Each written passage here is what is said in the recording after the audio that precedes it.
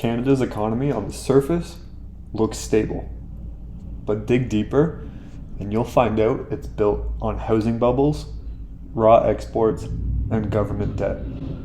And the truth is, this economy isn't working for you.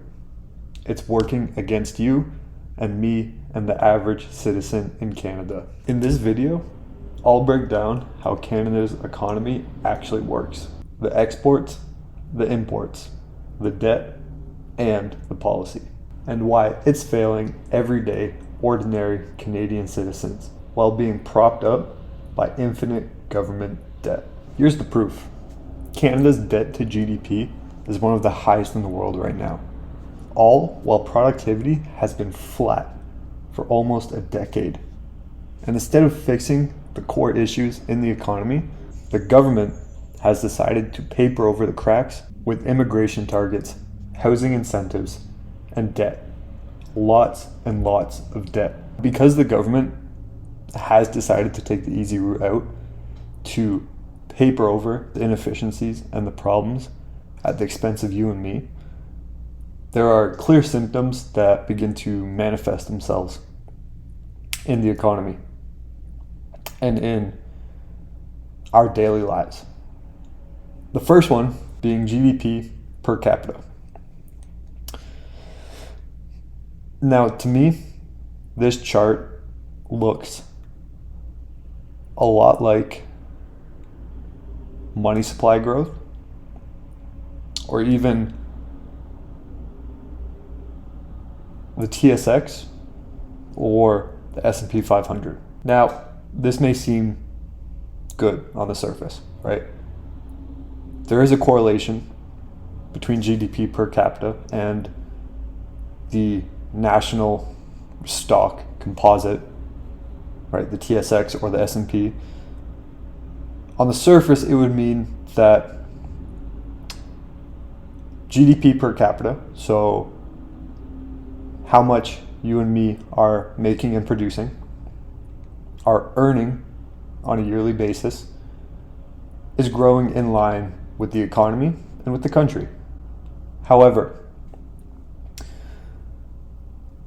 there's this interesting phenomenon going on right now where if you overlay the TSX or the S&P 500, the benchmark for economic growth in a country, if you overlay that with its M2 money supply growth, you'll find an almost direct correlation, almost 100% accurate. And what that tells us is that these composites, where everybody's investing into, is treading water at best. And now, because this chart looks so similar, I'm going to roll with that idea. And what stands out to me is the dislocation we have beginning to form at the top of this chart. That can mean a few things.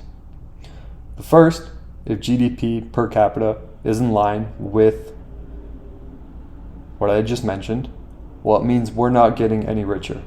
We're treading water at best, and at the worst, we're losing year over year. And now, it looks like this dislocation is forming at the top over the last few years. So that means inflation is now far outpacing GDP growth. And now it means people are getting dramatically poorer year over year. And now I believe there was a stat floating around Twitter at one point. The poorest state in the US, I believe it was Mississippi, has a higher GDP per capita. The most populated province in Canada, which is Ontario, which is my province. That's scary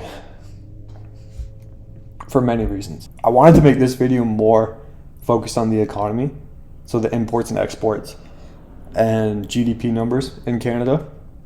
I wanted to discuss that a little bit more with you guys because it's important.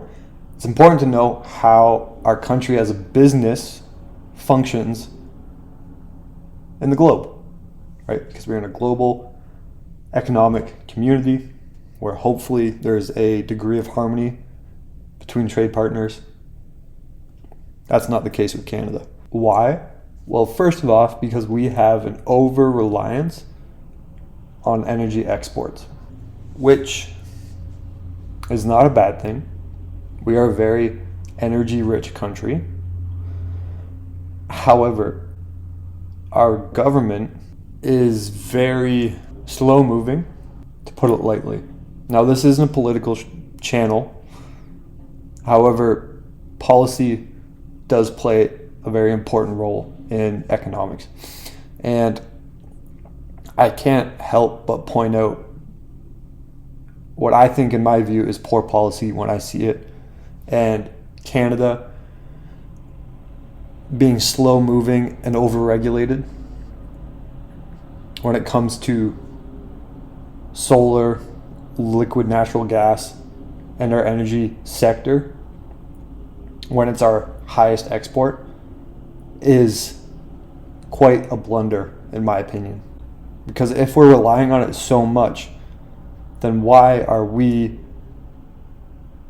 putting policies in place that will hurt us in the long term? It doesn't make sense. Why are we putting policies in place that my kids will have to pay for? Why are we putting policies in place that my generation has to pay for? Through all of this inflation and currency debasement. We can look at who we export the most to. No big surprise here, it's the US. However, the US has just decided to go on an absolute warpath with tariffs. I think this could have been counteracted. This could have been foreseen, and we could have taken the last 5 years to begin to diversify who we export to en masse. However, there was clearly higher priorities than solidifying a stronger position in global trade.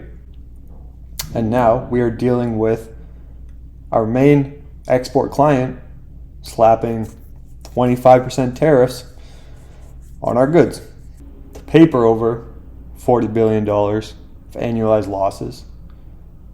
Right? As a business, our country is losing $40 billion a year. So the governments tax us more and print more money. And now the effects of that, given the time frame we're in the late innings. Things such as interest rates, Social Security, and bureaucratic spending have become higher priorities in our country than investing in our workers.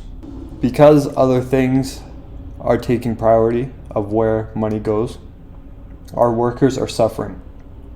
They're making less. Our GDP per capita is stalling. It's going down.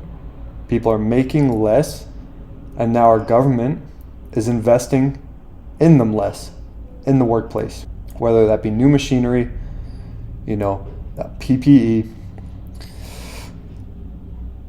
safer workplaces, all of this. The government is not supporting our workers. Versus somewhere like the US,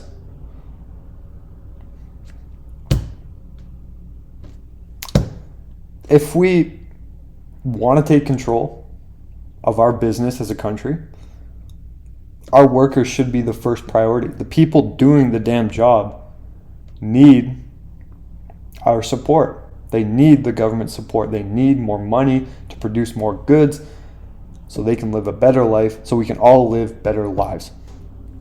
To sum it up, inside our economy, we are heavily weighed on energy resources as exports. And we have also cornered majority of our exports into one partner who is now slapping us with tariffs, all while running $40 billion deficits. And we now have stalling and falling GDP per capita. So our workers are making less.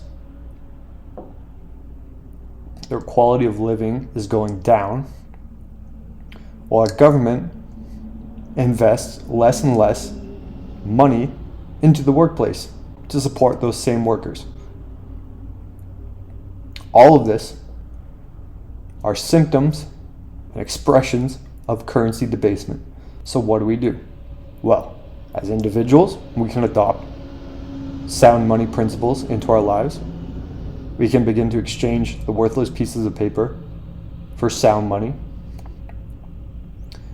And at a municipal, provincial, and even federal level, maybe policy will start to get smarter. Maybe we'll see policy begin to adopt sound money principles, invest more in our factories, in our workers, and maybe we'll see GDP per capita begin to rise. If you guys enjoyed this video, drop a comment down below. Make sure to hit that like button. So subscribe if you're new. I'm trying to grow a channel, help educate you guys on finance, help educate myself on finance. This is a fun video to explore all the data. Anyways, it's been Chris, and I'll catch you guys in the next video.